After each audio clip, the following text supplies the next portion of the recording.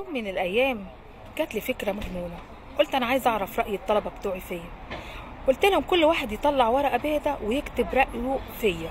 في اليوم ده بالذات تعمدت ان انا البس لبس اي كلام، وتعمدت اعمل تصرف غريب اثناء ما كانوا بيكتبوا رايهم فيا. طلعت لب من جيبي وفضلت ازقز في اللب ورمي ازقز ورمي. فجأت ان كل الطلبه كاتبين ان حضرتك مش نظيفه علشان اكلتي اللب ورميتي في الارض، مع اني دي اول مره اعمل التصرف ده.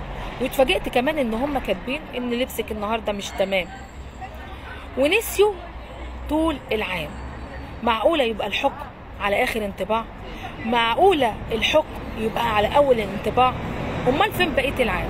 لازم الحكم يبقى شامل متكامل متنوع، يشمل جميع التفاصيل، مش على جزئيه او على موقف او على حاجه قد كده نغير بيها راينا.